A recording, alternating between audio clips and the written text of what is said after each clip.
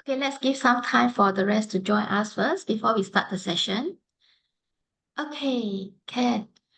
Okay, good afternoon, everyone. Thank you for taking the time to Hey, join afternoon, us yeah, today. please.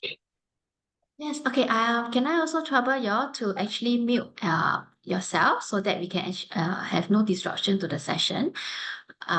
Okay, all right. Okay, so let me give a brief introduction of myself. I'm Erica here from Nanyang Business School, Graduate Studies Office. And with me here today, we have our Specialized Masters in Financial Engineering ACAD Director, Prof. Charlie. And two of our recent graduate alumni, Su Yue and Qian Mo. So we are glad to have them with us today, and we will be getting them to share more with us during while we move on to the session itself. All right. So first off, the first session of the event for today will actually be to introduce to you briefly the MFE program here at Nanyang Business School. And thereafter, we will invite Prof. Charlie to share with us more on the program itself, and as well as the Su Yue and Qian Mo to share with us on their student experience. We will leave some time for Q&A at the end of the event. All right. So without further ado, let me first share with you why you should consider NTU Nanyang Business School that's located in Singapore as your destination to further your postgraduate education. Okay, so if you are thinking of pursuing a postgraduate degree, I will always tell my candidates what the factors that you need to consider is firstly the location, the university, and lastly the program that you will be that you're interested to and to be enrolled in. Okay, so for our international audience here, maybe I'll just give a brief introduction of Singapore. So Singapore being in the heart of Asia, it's actually one of the greatest or the fastest growing economic regions in the world that helps tap into the Asia region. Okay, we are actually one of the Asia's top 3 nations in the world for its competitiveness, and we are also consistently ranked one of the most innovative cities in the world and globally as well. So our dynamic culture, multicultural and racial society definitely makes it one of the most livable cities in the world. And with its easy regional access, political stability, and as well as the high standards of the healthcare and infrastructure, she will definitely be an ideal backdrop for your pursuit of a postgraduate education. Okay, and about NTU, Nanyang Technological University of Singapore. Established in 1991, NTU has transformed into a research-intensive global university, and it's actually one of the biggest engineering universities in the world. And today, we are Singapore's second largest autonomous university in Singapore. And we have been consistently ranked one of the best university in Asia. And this is further evidence of our latest ranking at being the 15th position based on the QS World University ranking. And another proud achievement that we have is being ranked the first in Times Higher Education Young University ranking, as well as being in the 4th place for QS Asia University rankings. And next, when you complete your studies at NBS, you can actually become part of a strong, engaged community of more than 62,000 NBS alumni and 286,000 NTU alumni around the world. So this gives you access to a diverse network of professionals, and among them business leaders, entrepreneurs, and as well as innovators across a multitude of industries. Next, something about Nanyang Business School.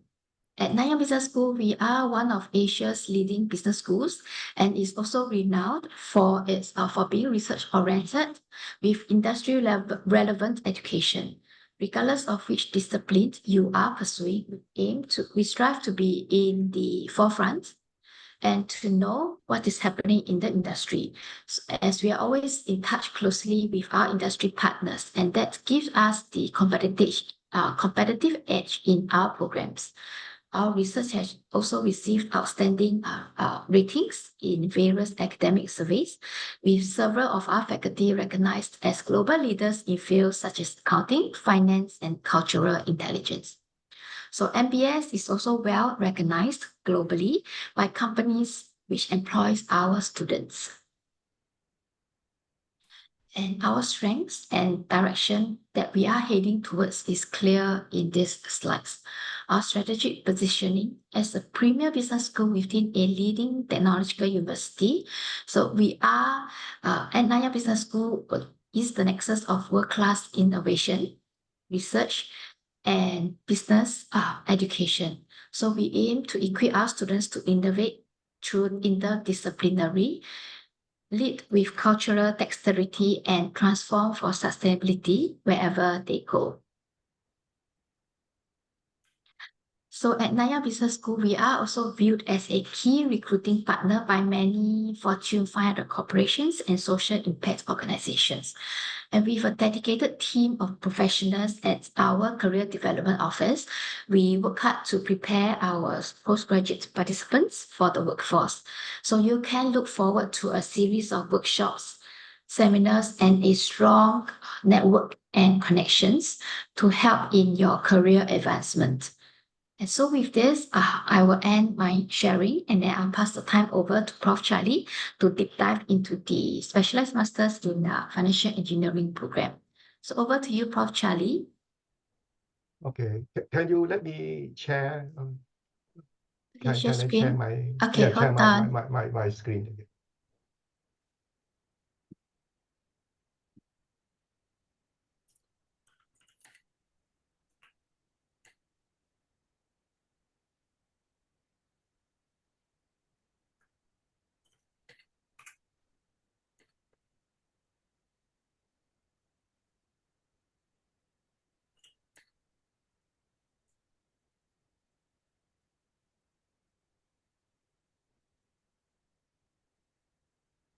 Okay, thank you, Erica. Okay.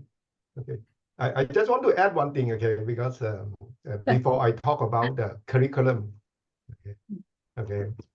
Although Erica talking about the ranking of our university, that is based on academic achievement, okay.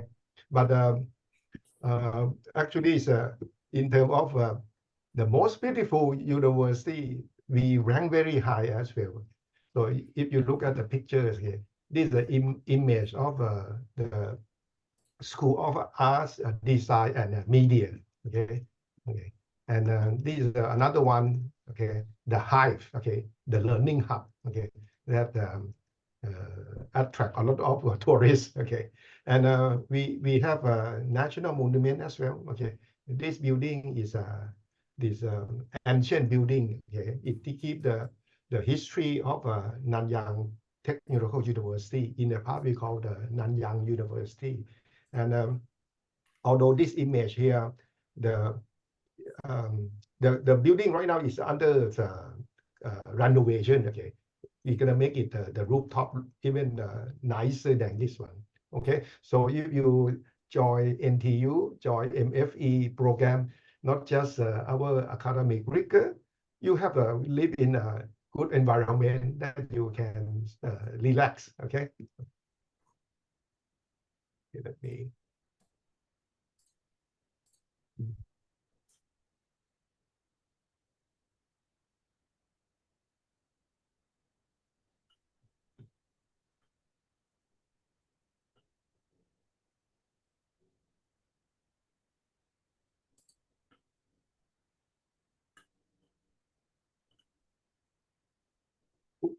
Do you see my screen? No. No screen. Okay. No, Prof. I think you need to share screen again. Oh, Okay. I see. Okay. Okay. Can. Yeah.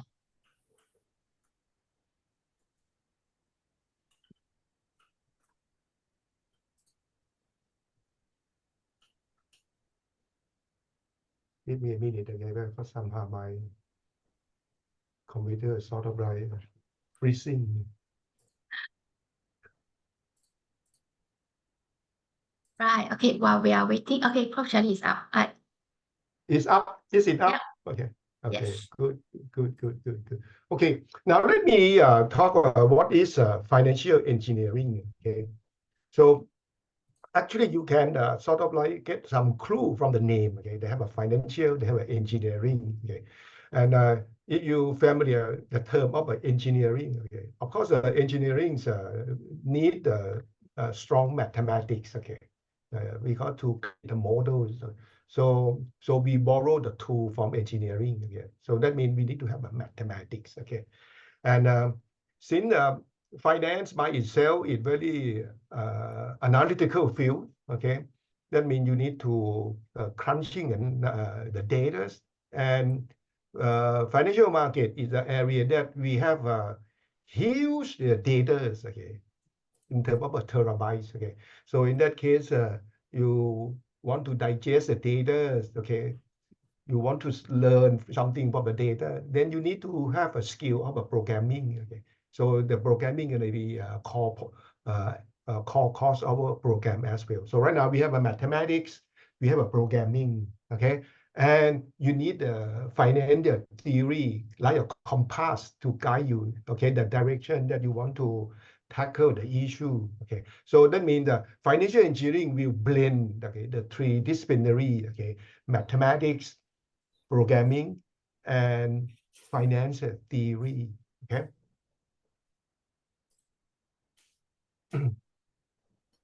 So if you want to check yourself whether financial engineering suitable for you, okay, so that means you ask yourself, you have some strong quantitative background or not, okay, and you expose yourself to some computing, okay. Okay, that means you write some program, or if you use Excel, you really heavily use Excel or not. That means in Excel, you can write the Visual Basics, okay? So, or you comfortable with all advanced function under the Excel. Okay? So that means if you sort of like possess it all this experience, okay? So you might be one that's suitable for our program, okay? And you like to solve the complex issue, okay? Because financial problem, some issue is very complicated. Okay, you want to design certain financial product. It requires the knowledge of the business. At the same time, you need to understand the financial product. Okay, and then you can sort of like create another product. And then when you create a product, the issue is that you need to price it, because otherwise you cannot market the product. Okay. So they're going to be the one of the qualities, okay, that put you to be a suitable candidate for the program.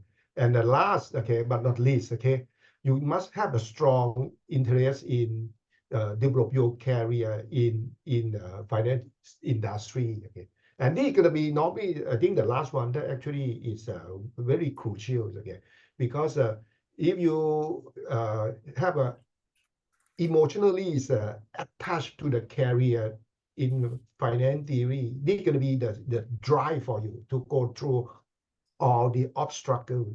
Okay, so you check yourself. Okay, you want to have a career in finance industry, and the career that require you to use mathematics, programming, and a finance theory. If this you answer yes, yes, all these things, then financial engineering program is the one that you should pursue. Yeah. And now I'm going to talk about the curriculums, okay, of our program. Okay, so you can see here the first panel here. We have 24 modules. Okay, 24 modules. Okay, and you might say that how come so many? Okay, because this module we call is we conduct in the mini term. Okay, okay, mini term. That's one term. It have a 7 week. Okay, that's why we can cover many topics. Okay, and since I mentioned at the beginning that financial engineering require mathematics. By the way, when I say mathematics, it includes statistics as well. Okay, so we in a good collaboration with the School of Physical and Mathematical Science. We have quite a number of faculty members that committed to our program. Okay, and they are the one that get a good rating in terms of teaching qualities. Okay, and besides we have academic rigors. Okay, we want to bring the real world application, the real world event. Okay, so we invite industrial expert to come to give a talk to our student, and this what we call the speaker series. Speaker series is a requirement. Okay, the student have to fulfill certain number of speaker series. Okay, to be able to graduate. Okay, and the last one, we have a collaboration with the Carnegie Mellon University. This one is optional. Okay, so you can choose a track that you want to go to study in the CMU. And some of you may not know that Carnegie Mellon University is one of the university that launched the financial engineering field. Okay, but they call computational finance. Okay, so in that case, you heard the word financial engineering, computational finance, and quantitative finance. Okay, so this is sort of like in the same field. Okay, then you just have to look at the detail of a curriculum. Okay, which disciplinary that they focus more. Okay, but our program and Carnegie Mellon, although we use a different name, but we are in collaboration. Okay, we sort of like use a curriculum from Carnegie Mellon. Okay, to be the model that we follow. Okay. So they're gonna get into the detail. Okay, so you're gonna see here, if you get accepted, okay, to our program, okay, around the end of June to July. Okay, so we have what we call the preparation course. Okay, the preparation course, the mathematics gonna be the requirement, the mathematics. Okay, everyone needs to go through it. Okay, okay, and the other two, okay, programming and finance, this one optional. Okay, because we want to make sure that before the student start the regular program, at least the mathematics background is almost about the same level. Okay, so they have a minimum knowledge in the mathematics. Okay, then we start in trimester 1, although we call the trimester 1 to be in line with others master program. But in financial engineering, each trimester we split to be 2 mini terms. Okay? That's why we can cover many modules. Okay, so one trimester is gonna be 2 mini terms inside. Okay, and each mini term the student will take between 4 or 5. Okay, if they are full-time student. If they are a part-time student, they will take 2 or 3. Okay, so they're gonna be the mini term 1. Okay, and the red font here, they're gonna be elective. Okay, so they're gonna be elective. Okay, and then you go to the trimester 2. Trimester 2 slightly different because trimester 2 it will cover the year end. Okay, so the trimester 2, okay, when you trimester will consist of 2 mini term as well, mini term 3 and mini term 4. Okay, so in this case, once you finish mini term 3, then you have a 2-week break at the year end. Okay, before you come back to start the mini term 4. Okay, the trimester 1, mini term 1, mini term 2, no break. Mini term 2, mini term 3, no break. Okay, but after you finish mini term 3, you have a break. Okay, because of the year end. Okay. Then come back January, you go to mini term 4. Okay, then you go to mini term 5. Okay, mini term 5. Okay, so for those that take the CMU track, then after you finish the mini term 5, okay, then you have a couple of weeks, okay, to prepare yourself to go to Carnegie Mellon. Now, if you don't take the CMU track, then all these elective, okay, you have to take, okay, because you need to make up for the courses that you did not take at the CMU, okay. And then when you finish all the coursework, and then there is an optional of the internship, okay, this is optional internship that lasts for half a year, okay. Okay. So if I add the next slide, that means this is just a CMU, okay.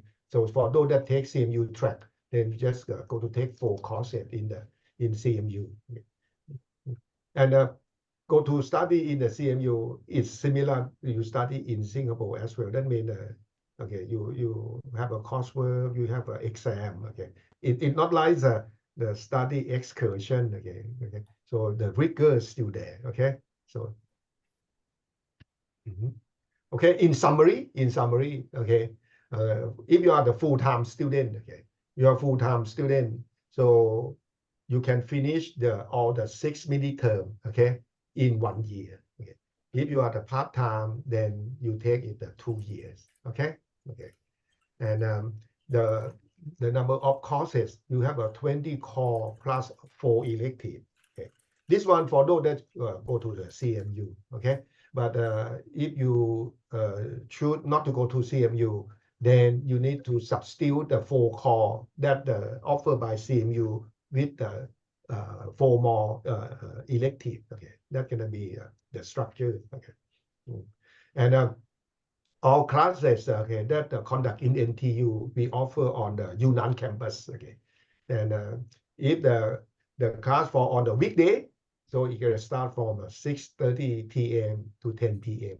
Okay, and if it's on Saturday, okay, the Saturday it could be in the morning, afternoon, or it could be the whole day possible. Okay, and if you're a full-time student, okay, full-time student, in general they take about 4 courses per mini term, okay, per mini term, okay, and a part-time, most of the time they took two courses, okay.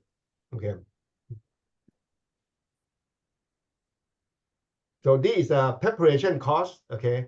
The mathematics, everyone have to take it. This is a mathematics, okay. So it covers basic mathematics. That means the algebra, okay, linear algebra, and then we build the metric algebra, okay.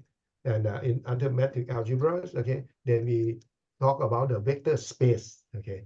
And then we have calculus, differentiation, optimization, okay, integration. And we introduce a little bit of a different and differential equation. Okay, so if you come from engineering, okay, then all these things might be covered in your engineering program. Okay. But if you come from business, then some you might have exposed to the A levels, okay, curriculum, okay, and then depend on the program that you take at the undergraduate. Because some business students, okay, from other universities, some may take many mathematics, okay. But anyway, we want to make sure, okay, everyone have a minimum level of mathematics knowledge, okay. So this one gonna be compulsory preparation course. Okay. The next two here, this one is optional, okay. So the finance, financial computing, the finance preparation here, we cover this topic, but we heavily use Excel, okay, to do all the calculation, okay. And this is a programming, okay. So if you never write any program, okay, then this is good to sort of get started again. Now this is a card profile for the existing batch, okay. So we sort of like have a male and female almost about the same, okay. And you should not be surprised. The average age of our student is quite young, okay, because of the curriculum itself is very demanding, okay. So that's why normally it attracts, okay, young, okay, candidate, okay. And the average age at slightly over 700, okay. And the profile on the academic background, okay. So this year we have a slightly more on the business, okay. But anyway, if you combine engineering and mathematics, it's still considered the majorities, okay. The majorities, okay. And we have China, India. This year we have Canada. Okay. And we have quite a number from Singapore as well. Yeah. And admission requirement and tuition fee. Okay. So if you join non-CMU track, okay, this is going to be the fee. This fee inclusive of GST. If you join a CMU track, okay, so it's about 4,000 more, okay, about 4,000 more, okay. And requirement, you must have a bachelor degree, okay. And if you come from the program that the medium of instruction, okay, is not English, okay, and you need to take the TOEFL or, okay, and we need the GMAT or GRE score as well. And most important here, okay, you don't need a working experience. You just want to have a fresh mind, okay, and motivation. And the duration of the study, full-time 1 year, part-time is 2 years, okay. And now the application, we have a 2 round, okay.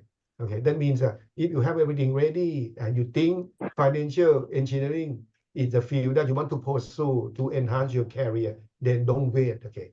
Okay, because we will process early and then we can make a decision early, okay.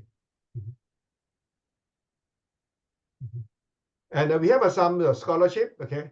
This one is a ASEAN Development Scholarship, okay. So this one open to all master program offered by university in Singapore, okay.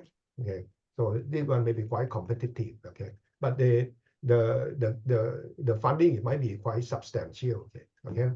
And we have a diversity scholarship, okay. And we have a merit scholarship, okay. And if you are a NTU alumni or you are Singapore citizen or Singapore PR, we have some grant, okay, for you, okay.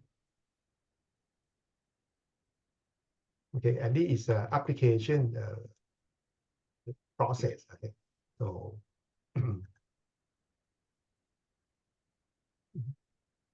so you want to know more, okay, you can ask question or you can just send an email, okay, to mfe.ntu.edu.sg, okay.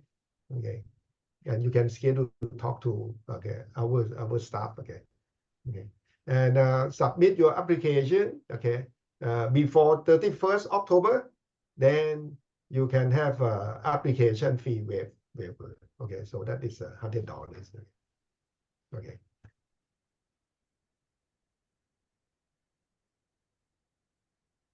Erika, anything? Yes. Okay, thank you, Prof. Charlie. Maybe I will share my screen now.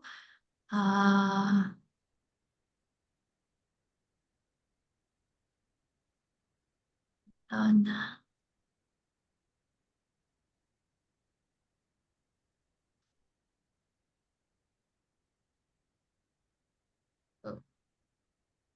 okay, give me some time. Let me just find the right screen to share. So sorry for the It's okay. technicalities. It's okay. Okay, yeah.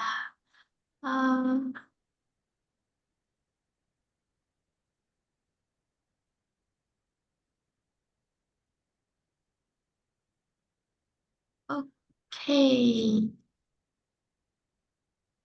Yes. Okay, we are back. Yeah, thank you, Prof. Charlie. Thank you so much for sharing the diversity, the scholarship and the grants portion. So yes, and as what Prof. Charlie has mentioned, our application for 2025 intake is now open. So for this event, the attendees who actually join us this session, we will actually email you the promo code within a week from now. And with the promo code, you can submit your application and you can get the application fee waiver. So do remember to submit before 31st October in order to be eligible for the waiver. Okay. So we have now come to the second session of our event. That is our sharing from ACAD Director Prof. Charlie as well as our alumni, Mo Qian and Shu Yue. Okay, so before I proceed, can I just get Shu Yue and Mo Qian to briefly introduce yourself? Maybe we can start with Shu Yue. Yes, sure. Yeah, hello everyone. My name is Shu Yue, and I joined the MFE program in 2023, which is last year, and I just graduated in this July.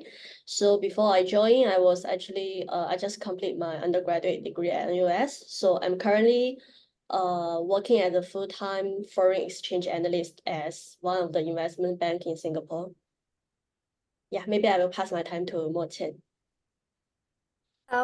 Hello everyone, my name is Mo Qian, and I am doing to graduate from MFE in 2025.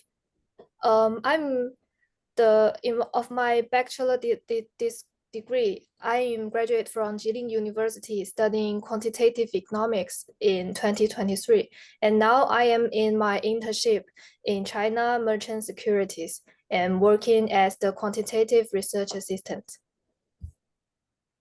Thank you. Yeah. Thank you so much. Thank you both for your sharings. Okay, so maybe I'll just also, since both of you have just recently graduated, maybe I can just get you all to share like some of your memorable experiences from your time in the program and what made them stand out that you remember it. Yeah, maybe you can start with Mo Qian first then. Yep.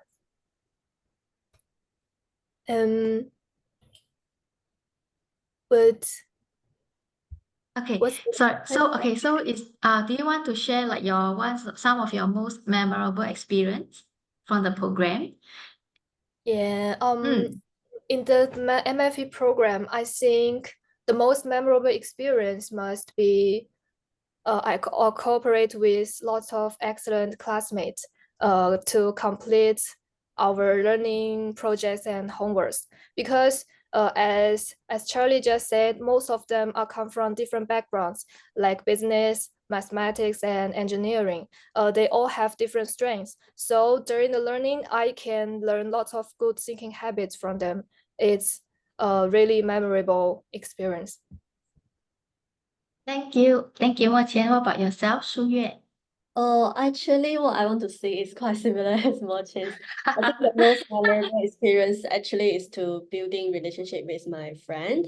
So as you can see from the statistics just now, so our cohort is actually a combination of students with different background, different culture, and different countries. So it's also very fascinating to actually connect with people from different background and learning from each other. So I think one advantage is like for doing some of the project, or because I'm from a pure business background, I'm not very familiar with certain maths or computing concept. So doing some of the project, I may need to seek help from some of my friends from maths background. So it's always very useful and beneficial when you learn from each other.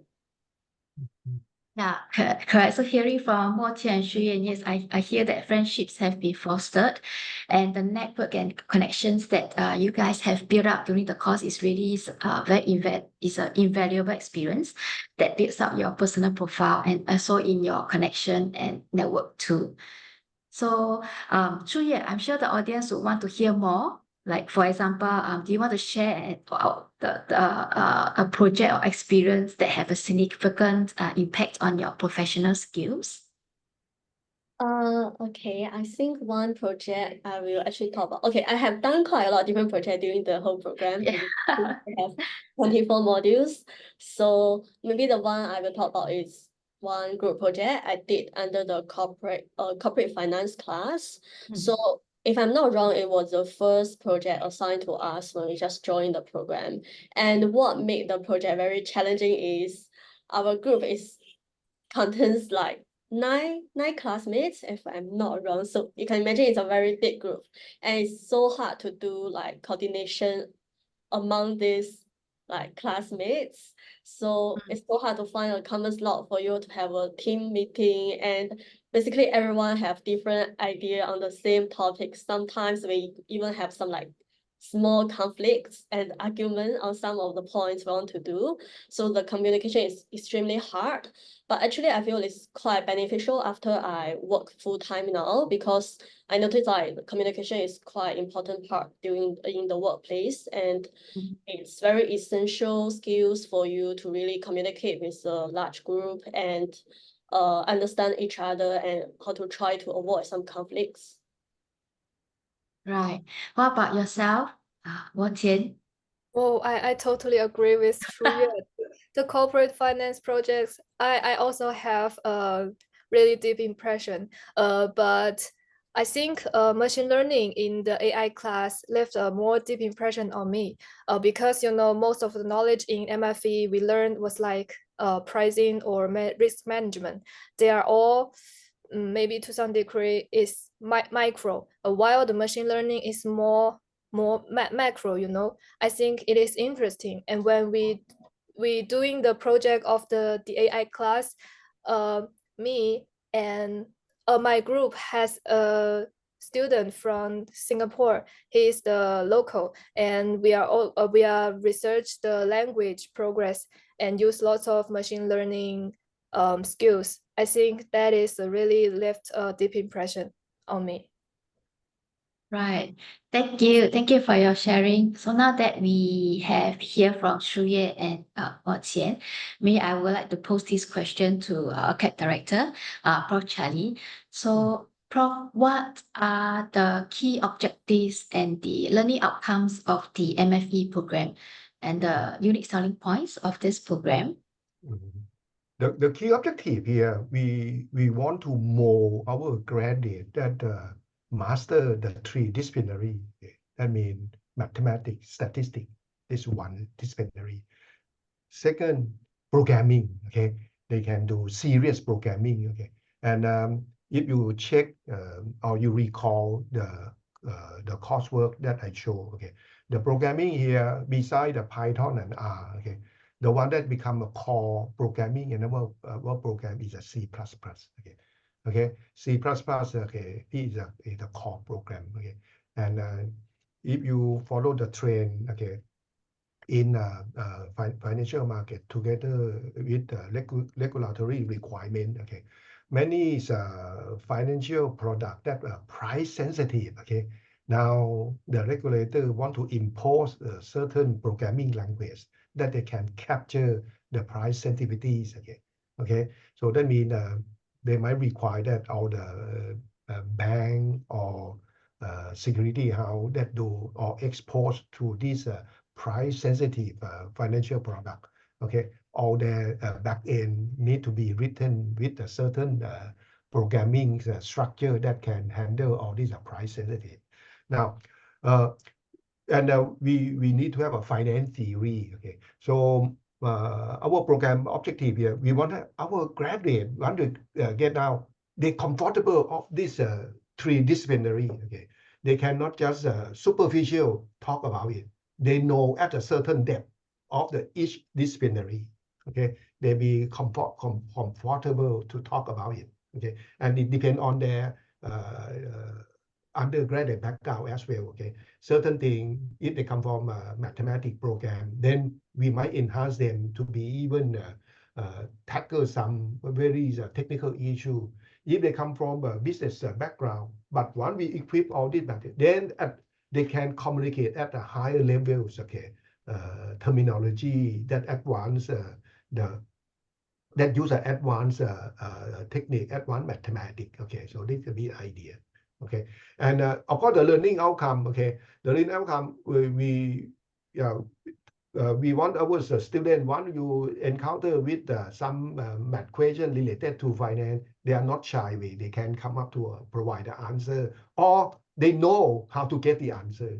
That they get an idea. Okay, and you have a task about design the software solution. Okay, you are not intimidated by that. Okay, you can cope with it, or you can find a solution. Okay, and you understand financial topic, you understand financial theory. Okay, so that's gonna be our learning outcome that we look at it. But another component, as our alumni say, in the program we emphasize the communication skill and soft skill as well. Yeah, that's why many of our courses require project. Okay, so that they can communicate, because at the bottom line is you need to market your product. Okay, okay, so we need our student, our graduate can communicate. Okay, with colleague, communicate with the client. Okay, so this is gonna be the idea.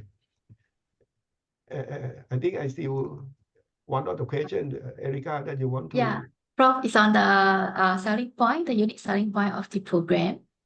Oh, the selling point here, you can see here, you look at our graduate where they get the job, okay, first job, okay. I would say then among all the similar program, especially those that offer in Singapore, okay, our graduate join a well-known company, okay, and you can look at the our graduate, they have a sense of satisfaction, okay, quite high with their career enhancement, okay. So that's what we quite happy that our program is sort of like in line with their career objective. We can help them to achieve that goal. Okay, so this is one selling point. And second is you can see the collaboration with Carnegie Mellon. Okay, is an asset as well. All of our students, those that take these modules, okay, they this track. Once they go to CMU, they come back, they all have a good experience. Okay. Okay, the feedback from the collaboration with the CMU is fantastic. Okay, so this is gonna be our two selling point. Okay, the place that our student work. Okay, okay, and the collaboration with the CMU. Okay. Anything else, Erica, that I mean? No, that's all. Thank you, Prof. Charlie. Yes, Prof. Charlie has correctly pointed out our MFE program is actually has this long-standing collaboration with CMU. So in essence, when you take on the program, you enroll in the program, you actually get to study in two regions, one in Singapore and one in US at their Pittsburgh campus.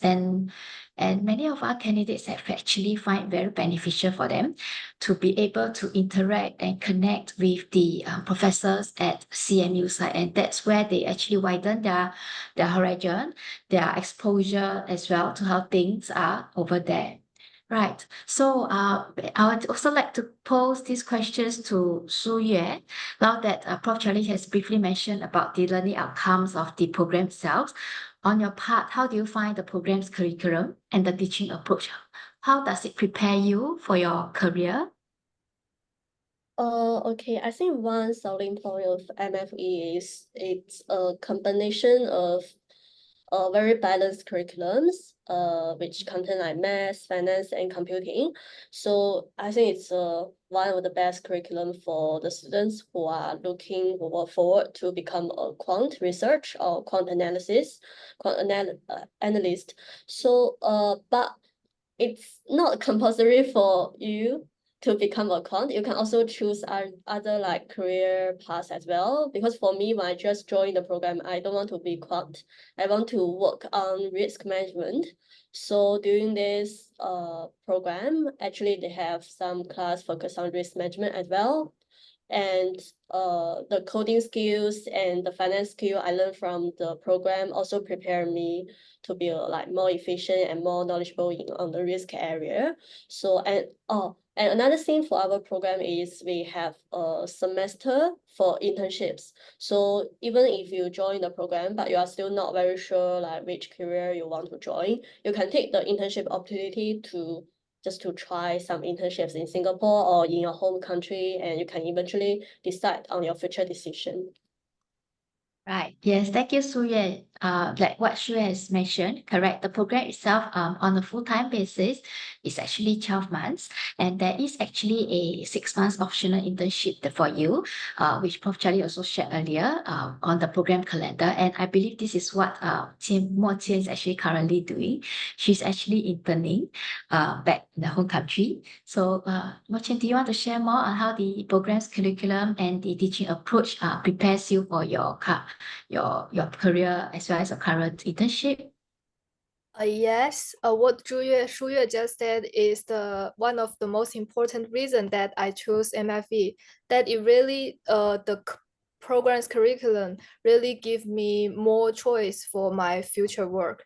Yes, I can go to business or quant or programming.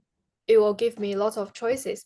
But I want to say that the curriculum provides rich and diverse knowledge reserve. It also creates lots of practical opportunities to our students. The completion of some cases allows us to have more access to real scenarios, as the data is no longer as ideal as in the book, but it reflects the most real market conditions. It's really beneficial to us, to me, in my internship now. Yes.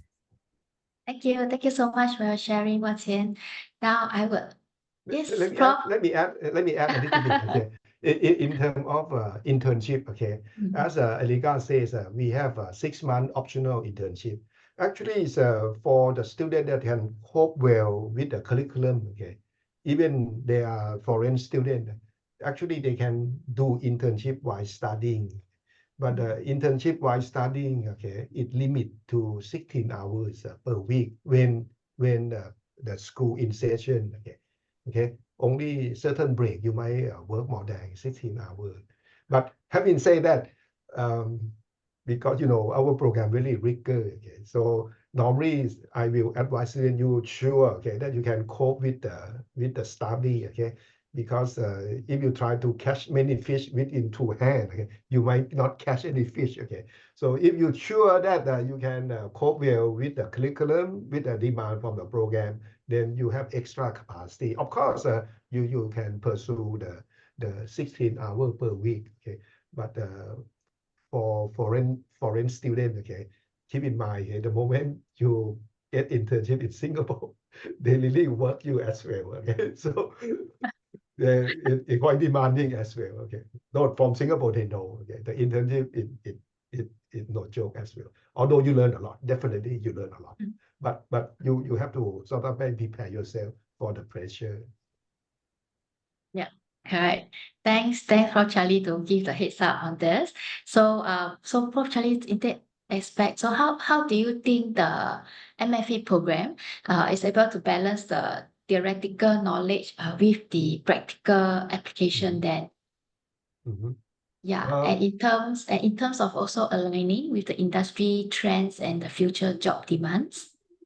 So you know right now the arrival of generative AI, okay, ChatGPT or this thing, okay,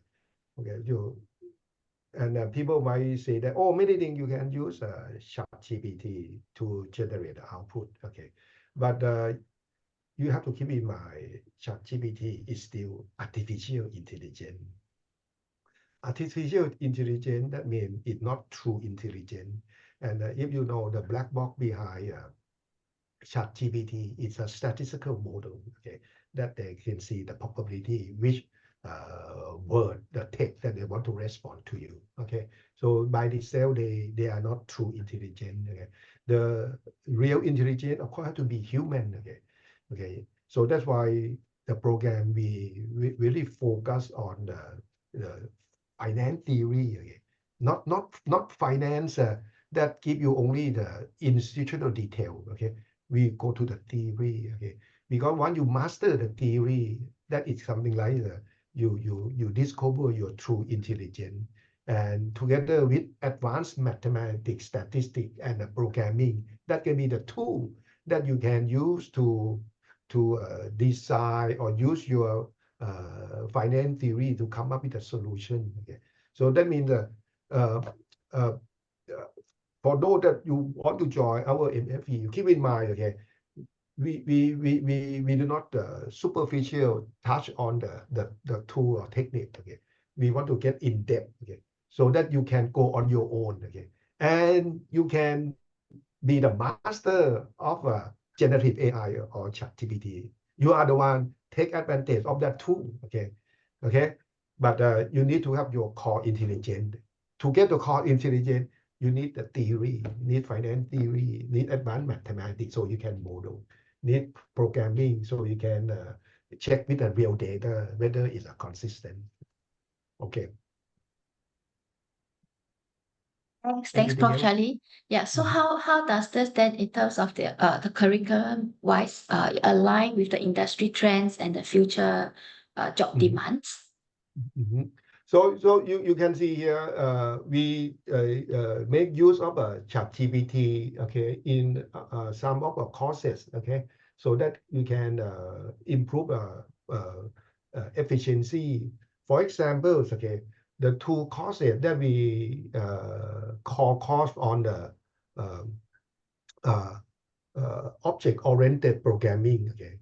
In the past, we can cover only C++. Now we can cover C++ and Python, because C++ and Python both are object-oriented programming. But how we able to cover two? Oh, because we allow the student to use ChatGPT to generate the code. Okay, but at the same time, the instructor can get to do the detail about the algorithms of the coding, whether the coding that then generate is efficient or not. Of course, have to be correct as well, because sometimes ChatGPT might produce the code that is not correct. Okay, so you need to be able to check whether the code that generated by ChatGPT produce the correct outcome. Okay, at the same time, you see whether the code that they produce, okay, is efficient. Okay? So that will be the idea, and then we can cover many languages. Okay, so this is one thing. Okay, and then we also looking into that what I mentioned at the beginning, that certain financial product is the privately sensitive to the tiny change, okay, in the price. Okay, so this one we start to implement. Okay, supposed to implement in some of our courses. Okay, for those that have a strong background in computer science, okay, you might heard about what we call the AAD, is the Agile Algorithmics, okay, differential programming. Okay, so this one is you can use it to produce a computation that require accuracy. Okay. So this is the in trend in the industry. Okay, and actually, the local bank haven't adopted yet, but foreign bank that have a quantum in Singapore already adopted one, and that's I know the ANZ. Okay, ANZ. Okay, their risk management. Okay, the program is written make use of what I call the AAD, the Agile Algorithmic Differential programming. Okay. So we keep touch with the industry. Thank you, Prof.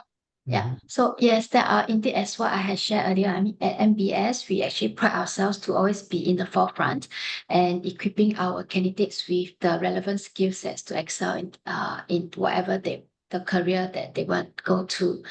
Right. Let me then pose these questions to Mo Qian to share on the skills or any knowledge gained during the program that have been especially valuable and useful in your current role. I think many things are very useful, especially the programming skills, because the degree is economics. It didn't teach a lot about the programming skills. And in MFE, I studied a lot about Python and Excel. The combination or the connection of them enables me to make strategies more quickly. And when dealing with some complex data or pictures, this skill can make me more efficient in my daily missions. Yeah. Thank you for sharing. What about you, Shu Yue?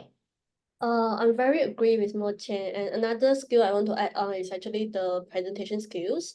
So if you join the program, you will be encouraged to do a lot of like class participation and project presentation in front of your classmates. So I would say it's a bit scary at the start, but eventually you will benefit a lot from it, because when you work in the workplace, it's not only about completing your task and your job, it's also about how to effectively communicating your ideas, your result to your manager and colleagues. That's true, Sui. I mean, the soft skills aspect in this is definitely very beneficial, and it will actually be a very a career, your personal traits that you actually have it with you until all the way until as long as you're still in the workforce. All right. Okay. Thank you for sharing on program experiences. I will now bring the next the discussion to the next stage, which is on the career aspects after completing the MFE program. So, Prof. Charlie, what are the typical career paths and also the industries that's pursued by graduates of the program? What do you see are the quite a number is will join the local bank in a quantitative risk management team. And right now the local bank, 3 local bank have a quant team in Singapore. And for the foreign bank, ANZ have a quant team in Singapore. Standard Chartered have a quant team in Singapore. So there's a certain group that have a strong background in quantitative. Or they do well in the quantitative courses, and they're comfortable with the programming. So they may start their first job in this field. So that means they can sort of like enhance what they learn from the program. Then another group might join a company that is what they call provide the financial software solution. And the one that is actively recruit our graduate is Murex. This is a company called Murex. Murex is have a software, comprehensive software solution. That help the company to manage all kind of risk. And manage compliance as well. So they actively recruit of our graduate. Then another group might join those that are related to the trading. And the trading, it could be those that is a quant trading or program trading. That means there are quite a number of company we call the boutique trading. That they want to observe certain mispricing in the market and take advantage. Then our students by training, they know programming, they understand finance. Then when they join all these boutique trading company, of course, the owner of the company normally have a certain trading idea. Then they can discuss with our graduate, then translate the idea to be mathematical equation. Then they can program, and then once they can program, then they can test the idea.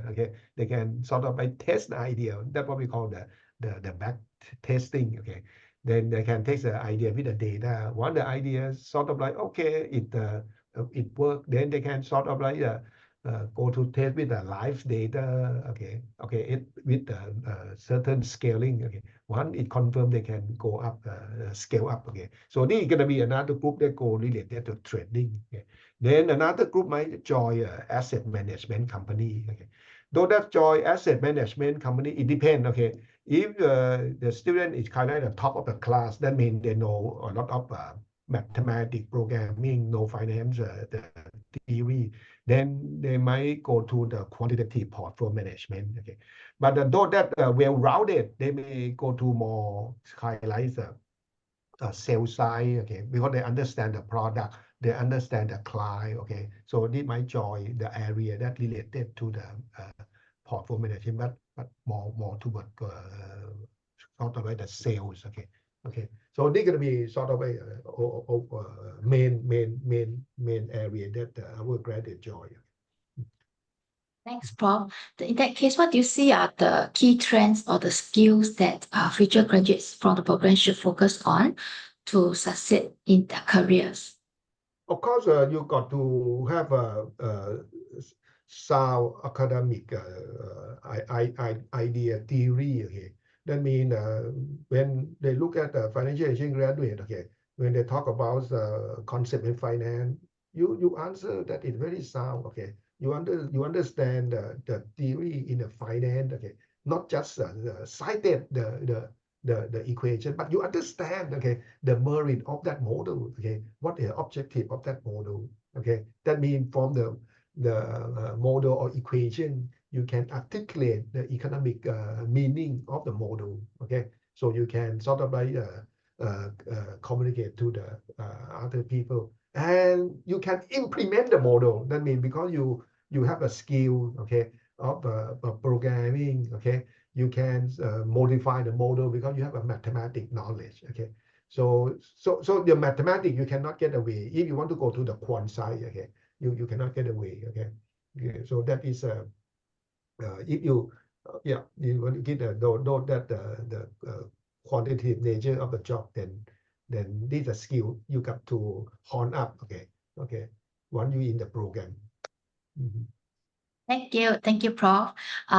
So okay, after hearing from Prof, what are the job scope? What are the careers trajectory? What are the skill sets that you have to you can focus on in order to excel in the quant area?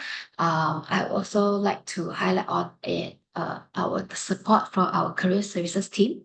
So at NBS, we have a dedicated team of professionals to support our students in terms of their career trajectory. I would like to actually invite Shuye to share with us more on their experiences with our GSCDO, our Career Development Office in short. So Shuye, can you share more on your interactions with the GSCDO during your time? Is there any particular career workshops or events that you find especially helpful during your job search, and or any specific resources that you have utilized during your time in the program? Yes, sure. Happy to share. So for those who are not very familiar with this office, so this office actually stands for Graduate Study Career Development Office. So the office, usually the main job scope is to help students under business school to prepare for their internship and full-time roles. So when I first joined the program, I think the office actually organized a workshop to teach us how to write your resume in English and how to find a job or internship in Singapore. So it's especially helpful for those students who just came to Singapore and who are very new to the industry here.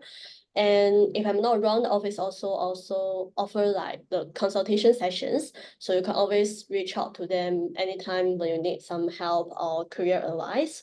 So another thing I feel is very helpful is yearly NTU will organize some career events or career festival. So when I just joined, I actually attend one of the career events. And the school managed to invite a lot of like big name companies such as JP Morgan, Goldman, GIC, all this company to set up booths and sharing some of the internships or full-time job they are currently hiring. So it's a fantastic chance for you to speak with the company's representatives and to get some connection and get some insights from the role and the corporate culture. So if you are lucky enough, you can also submit your resume to them and get some like fast track on the application. So yeah, if you are interested, try to attend this like career session more often. Right. Yeah, that's right. What about yourself, Mo Qian?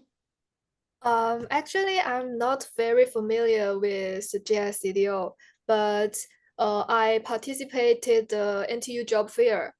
It was interesting with various opportunities, and I think if someone wants to work in Singapore, he or she really must go because it has lots of career opportunity in different fields. As for me, I plan to go back to China from the beginning, and the GSCDO also shares frontline hiring information on many big companies like some securities, banks, or funds in China, and share the information in the WeChat group, which is really helpful for me. Thank you both. Let me add to this point. Okay. Yes. Okay.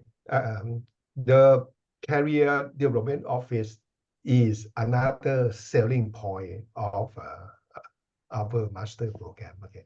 So if you already sort of like check that financial engineering or computational finance, quantitative finance is gonna be the degree that you want to pursue.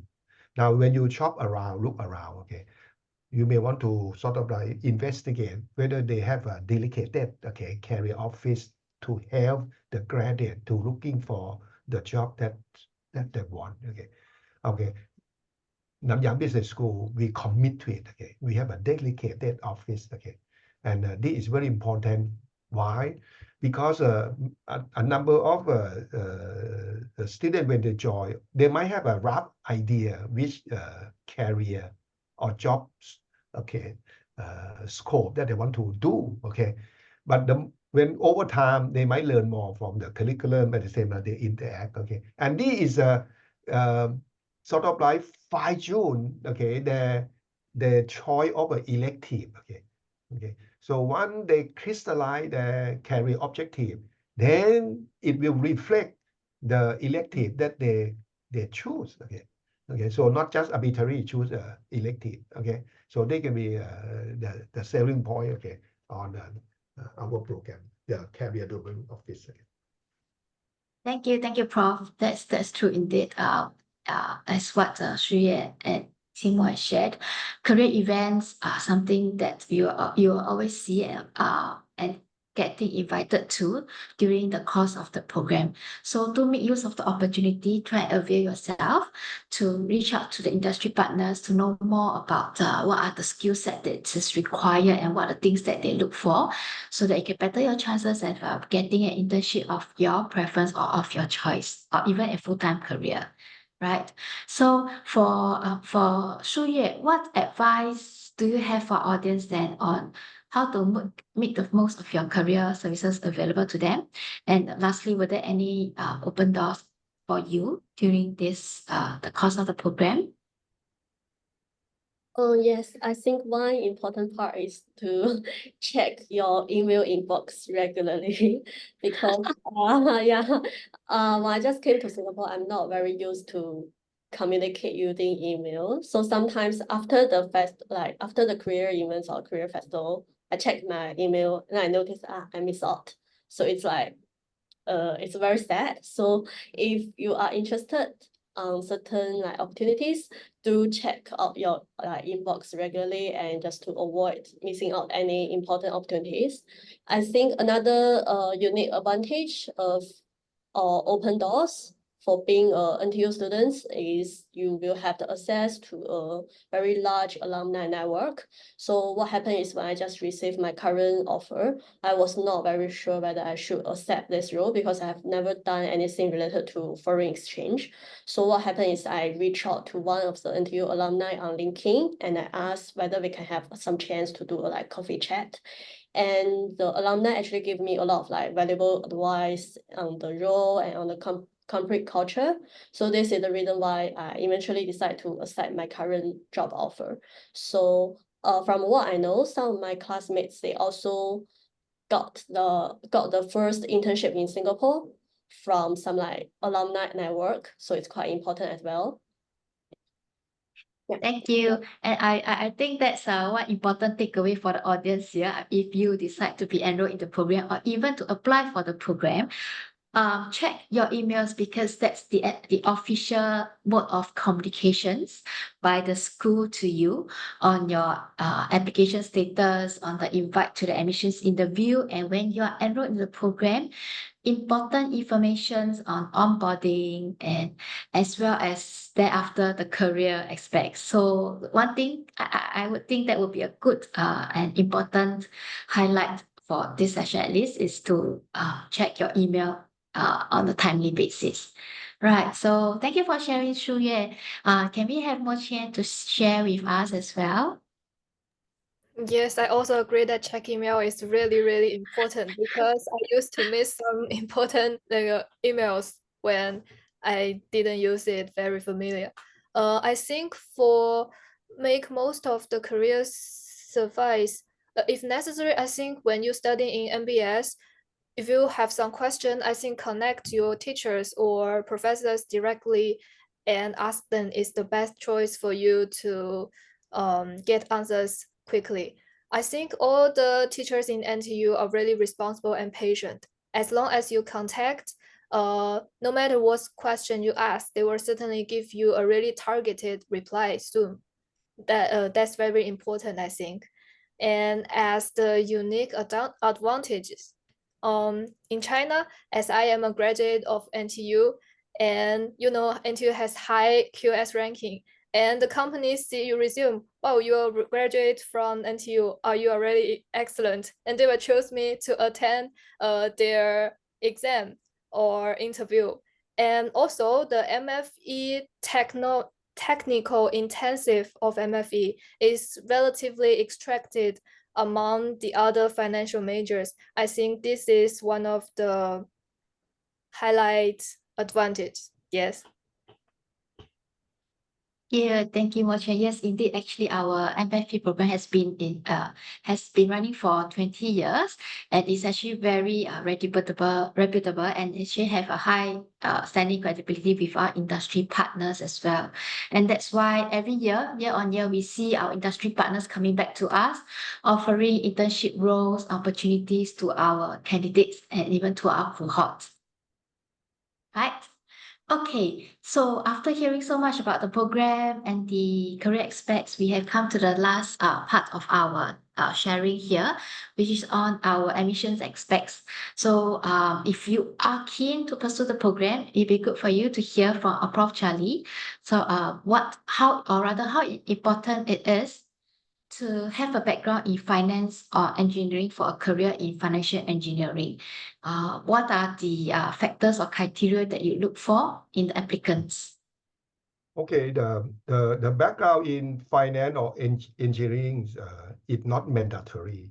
Okay, but it helps. Okay, the key important is you have to be emotionally motivated to have career in the quantitative finance. Okay, so that means you have to be sort of like motivated that the curriculum of a financial engineering is the one will enhance you, okay, in your career development. Once you motivated, other obstacles actually can be overcome. Okay. Let's say if your mathematics is rusted, then you still have time to develop. Okay, you will review. Okay, and you never doing any programming, then you just start to pick up programming because there are many free programming courses for introductory courses. Okay, and you don't have the knowledge of finance. Okay, if you're a student, you can go to pick up any finance textbook. Okay, pick the simple one. Okay, in the library. Okay, or you can go to online. There are many online. Okay, or you can keep reading the newspaper related to finance. Okay, for example, you can read the Financial Times. You can read the Wall Street Journal. Okay, or Bloomberg, something Reuters. Okay. So that means the key point is you got to be motivated. Okay. When you be motivated, other thing will come to you. Okay, you will find way to get information, find way to hone up your skills. Yeah, you strengthen your weakness. Okay. The key motivation. Okay. Thank you, Prof. Yeah, it is. After all, financial engineering is something to do a lot with a very based course curriculum. You must have the passion to deal with numbers. You must have the passion in a quant area, and that will actually drive you to really study and to do well for the course. Okay, so maybe I'll just also pose the questions to Mo Qian. Like, are you able to share more on how you prepare for your admissions interview after having career program? It could be a year ago, but I'm sure it will still be quite clear in your memory. So yeah, so and if you were to submit your application again, is there anything that you would want to change? I really remember that my admission interview was completed by Charlie. Yes, I talked with him. And also another, I don't remember is who.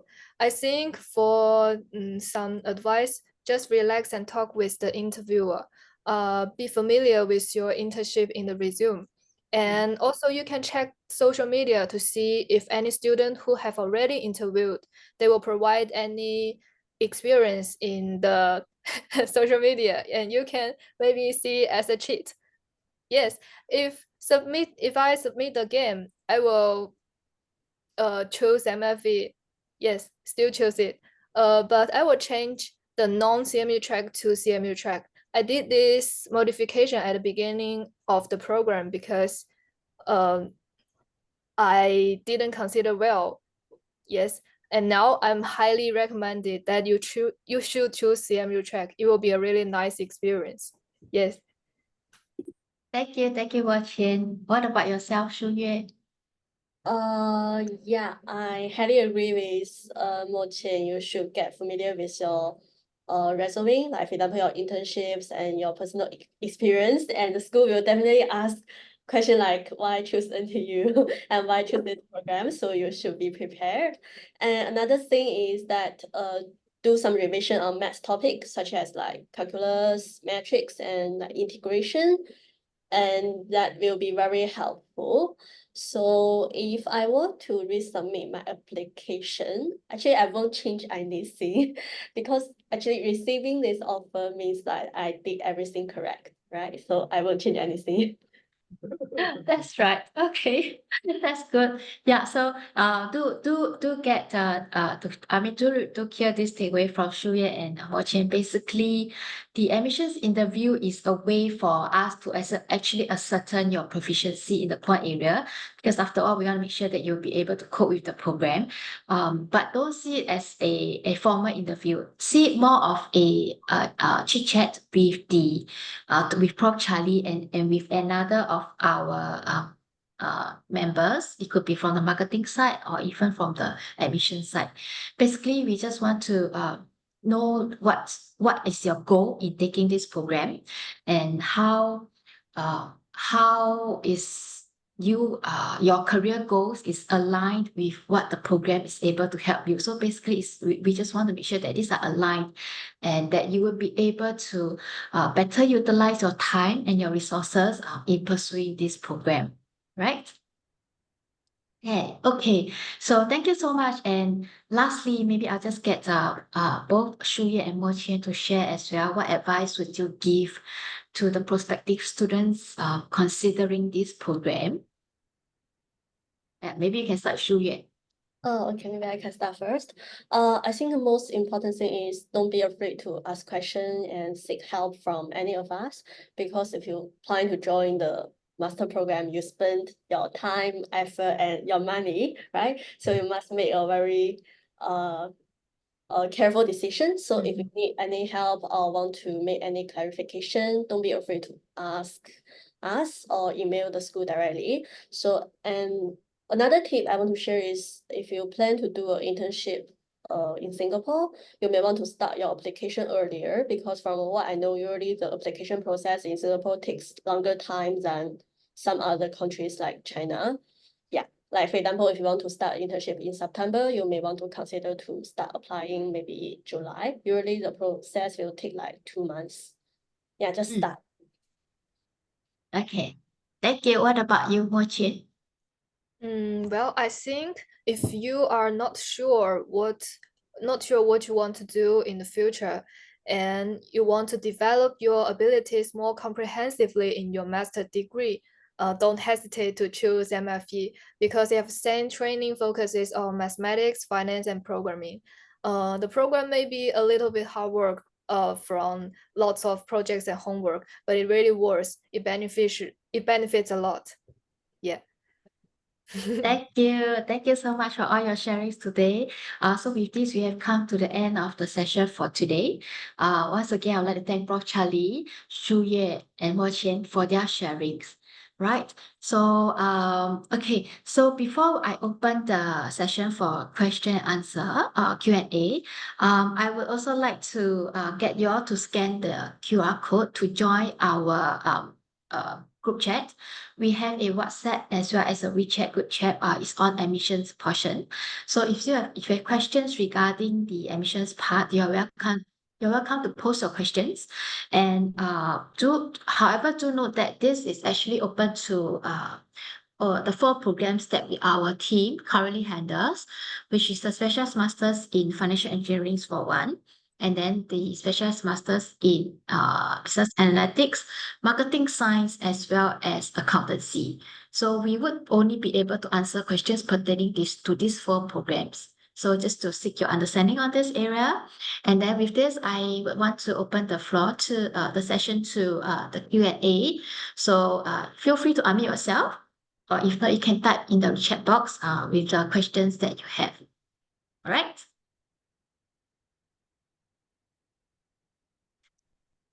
Okay. Okay, maybe I'll just stop sharing first. Okay, I have a questions here. Done. Okay, well, let me go through this.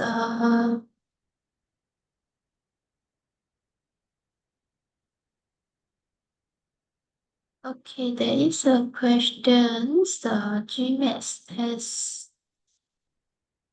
Oh, okay. This is to myself.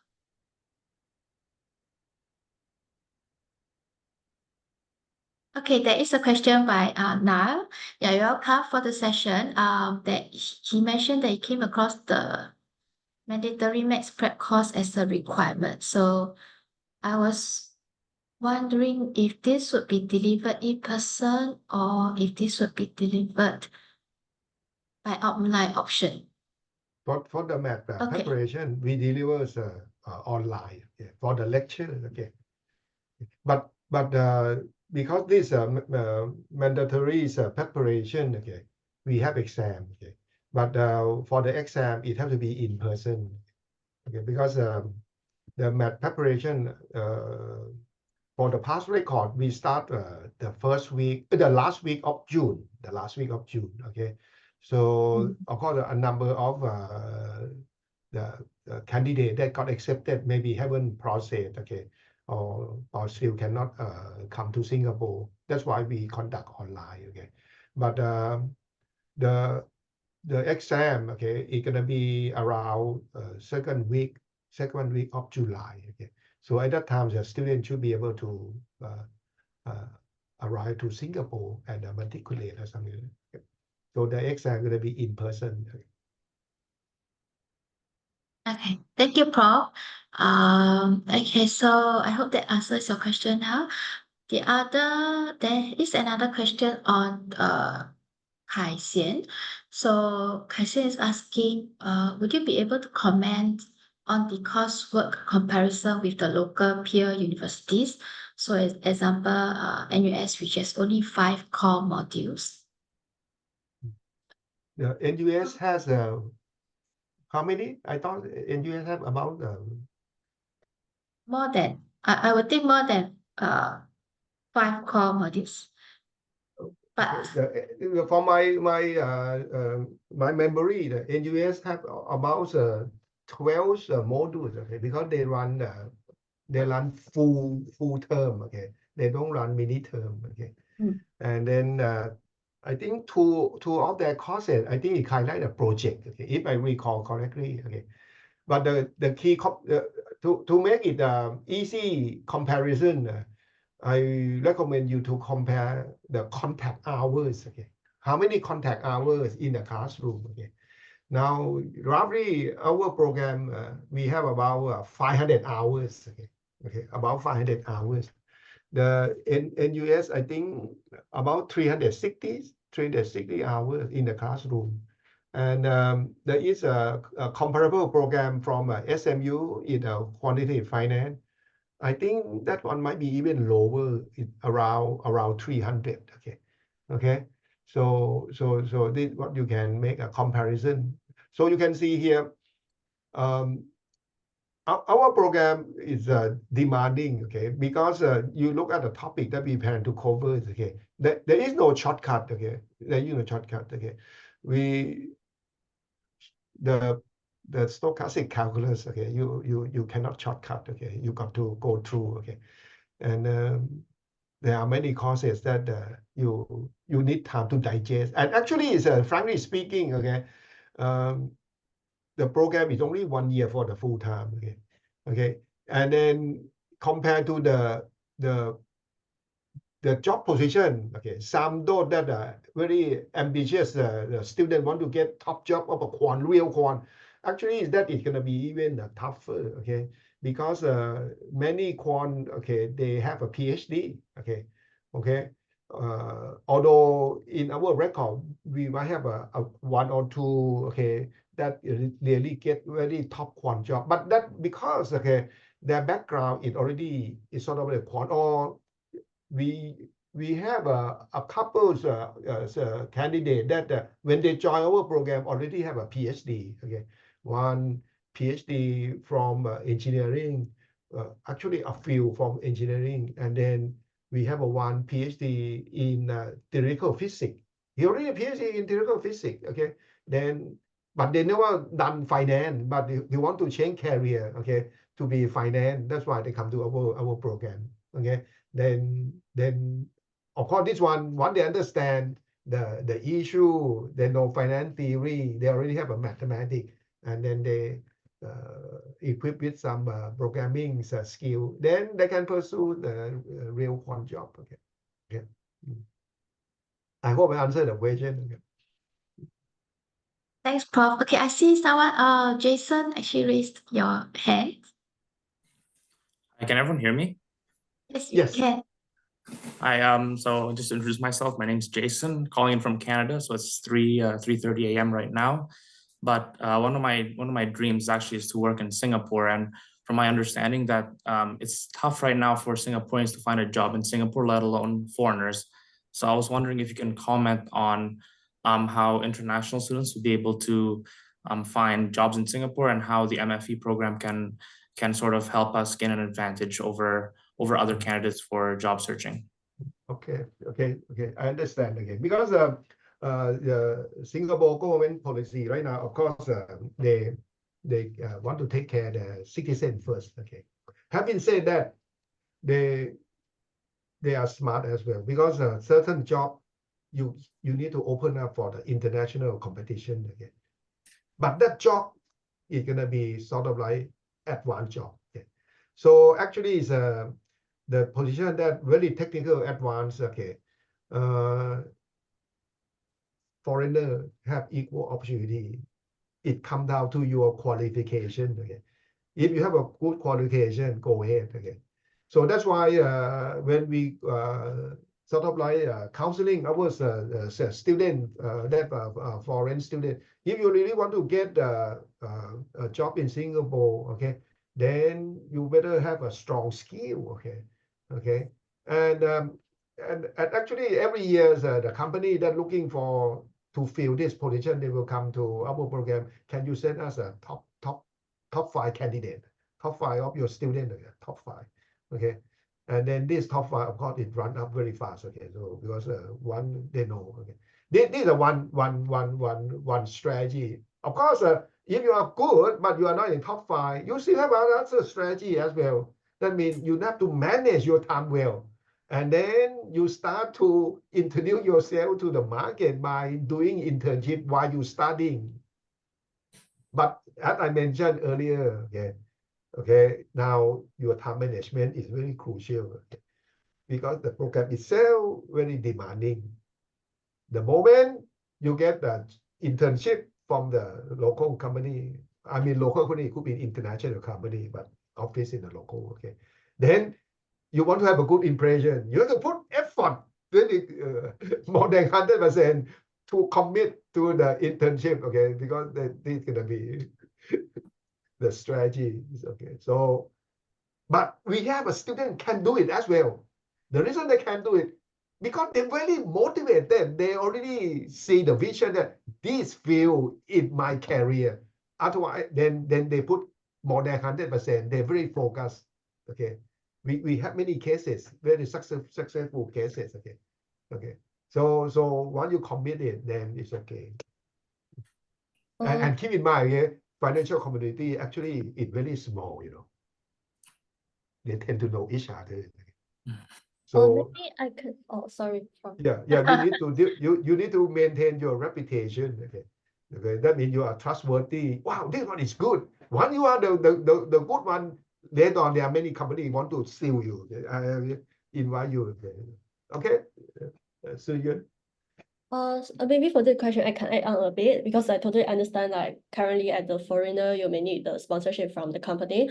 So from my personal experience, I feel that looking for full-time role directly, it's little bit harder compared to look for internship first, then get the conversion.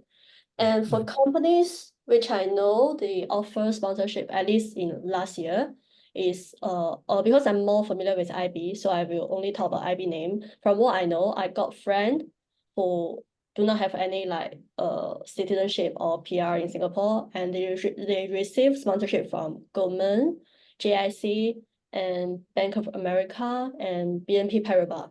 So you may want to consider this firm as well, because from what I know, they offer sponsorship. Yeah, hope it helps. Thank you so much for your answer, and also Professor Charlie's. Thank you. Okay, Joshua, would you like to pose your questions? Yeah, sure. Sorry for the overrun. But yeah, Oh, no since worries, yes. we're talking on careers, I'm wondering, you explained the panelists explained about the GSCD. Just wondering how the support is specifically when searching for the internships. And also just wondering, since I saw the website always post the internship as optional, right? Just wondering like how optional or how common is the internship? And then is the period limited to that July to December, or if we can find like further internship even after the program? I mean, I know for during the program, it's as what Professor Charlie explained, right? It's possible, but tougher, yeah. So maybe, Okay, okay. Thanks. If you student, you are foreign student, Singapore Ministry of Education and Manpower, they allow you to do the internship, okay, while you are a student, okay, but you limit at 16 hours per week, okay. And then if you recall, midterm 3 to midterm 4, we have a 2-week break. During that 2-week break, of course, if you want to do more and the company agree, then you can do more, okay, because there is no school, okay. And this one is it applies to all the foreign students. Now for our program, okay, we have the 6-month optional. That one is gonna be full-time internship. Okay, so that means after you finish all the coursework, okay, and then you apply the optional, okay. Because the optional we created actually geared toward the foreign student, okay.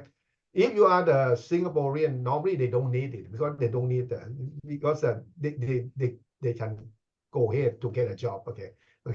Or if they want to get a job, they themselves they can do the internship without this the optional, because they don't need to have a visa, okay. Only the foreign student need a visa, okay, to stay to work, okay.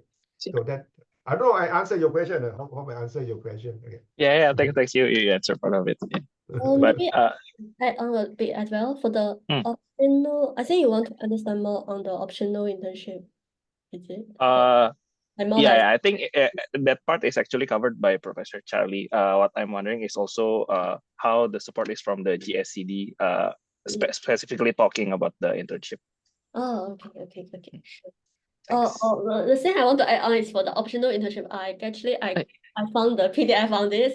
So for our cohort, during the 6 months optional internship period, we need to complete a minimum of 200 hours of internship. You can do it in Singapore or in overseas countries as well. Okay. Thanks. Yeah, okay, maybe I also add on. Thanks so much for sharing, Shui and Prof. Charlie. Joshua, you asked about the support, right, from the career services team. So you can look once you're admitted in the program, you can actually look forward to a range of activities that the career services team will actually be prepared for you.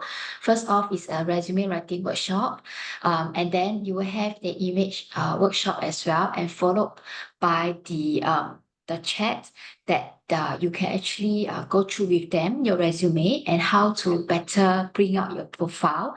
And these are some of the career, the support that you can expect to have.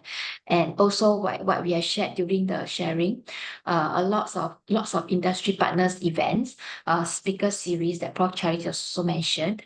These are where you can look forward to a lot of opportunities, open doors to internship roles, and the opportunities that is presented by the companies. All right. I see. Okay. Yeah. Yeah. Okay. Thanks a lot for the answers. No worries. Okay, I'm aware of the time. We have actually overrun by about 5 minutes. Maybe I'll just take the last question, which is actually quite an interesting question, which I also want to know. That's by Niall. Prof. Charlie, he has actually went on to your LinkedIn and took note of your profile that your first degree is in mechanical engineering. And he is actually curious to know about your journey into the finance sector, and as he actually comes from the mechanical engineering background as well. Actually, there is a terminology in finance. Okay, we call growth opportunity. Okay, growth opportunity, that means sometimes you not really plan something, but somehow the event happen and then you take advantage. Okay, my journey is I trained as a mechanical engineering. After I graduate, I work in iron foundry. Okay, iron foundry, they have a furnace. Okay, they melt the iron ore again and mold it to be some part.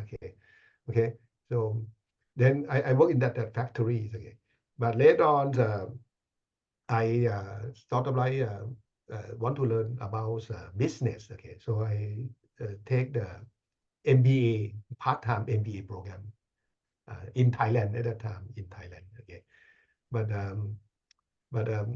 it's quite challenging because I work full-time and come to take part-time. Okay, and the factory that it quite a distance. Okay, so I sort of like I might not be able to cope. Okay, so later on, though, I decide, okay, I need to maybe quit the job and focus on the study.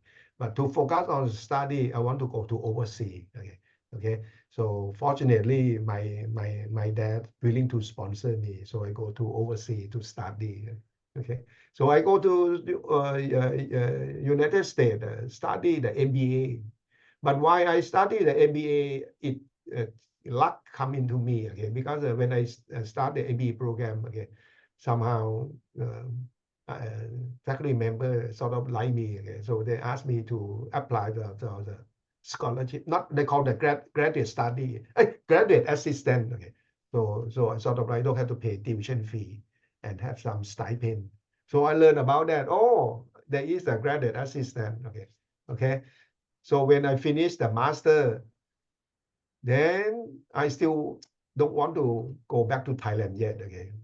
So they say, okay, why don't you do PhD? Do PhD. Then they say, the PhD, they pay stipend double. They pay me double. So I joined a PhD program. And then now I've started PhD in finance. But the moment I came to PhD in finance program, then I realized there's a lot of tools in finance. It's similar to engineer. The mathematics that you use, in physics, in engineer, you study a lot of equilibrium thing. Okay, motion. Okay, equilibrium of the force. Okay, it's similar to finance and economic. You have equilibrium of in economic, you have equilibrium of demand supply. Okay, in finance, okay, you have an equilibrium between the price, okay, the demand, okay, and the require. Okay, so in equilibrium, don't that demand and don't supply, you have to meet up. So it's sort of like similar. Okay, so that it lead me to the PhD program, and at that time I realized as well, I compared to the work that I done. Okay, when I finished the undergraduate. Okay, because when I finished undergrad, of course, I graduated from Chulalongkorn University. Okay, get a job in Thailand. Okay, work in a factory. At that time I realized that what I learned in the university, I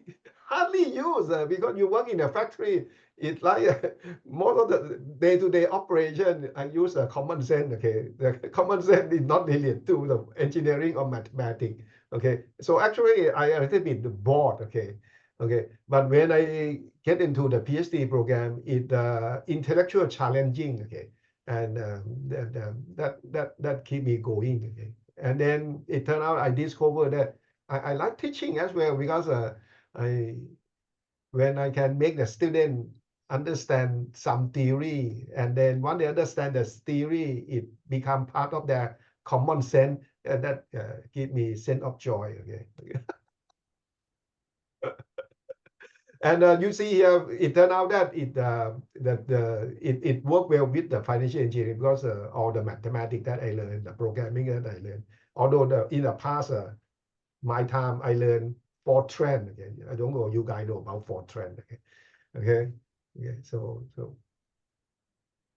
I don't know I answered the question or not, but this is a journey. Okay. So the key that I say growth opportunity, that means you need to expose yourself. Okay.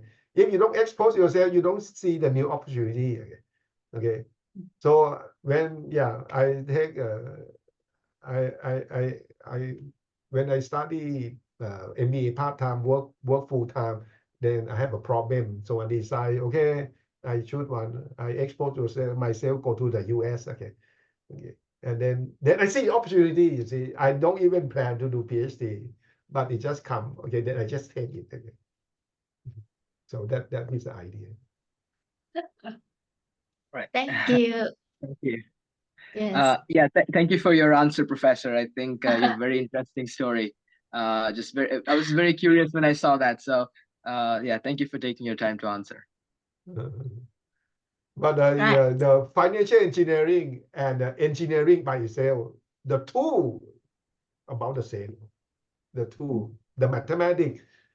Actually, I would say that the mathematics in financial engineering may be a little bit more than engineering because of a stochastic calculus. The stochastic calculus is the mathematics that used in theoretical physics when you study the movement of the molecule. Okay, so your particle movement or something like that. Okay, so that is so. But many tools in engineering implement to finance. For those that do some what they call finite element computation. Okay, so that one implement to finance as well. Okay. So and a lot of simulation, we use the same thing. We do a lot of simulation to analyze the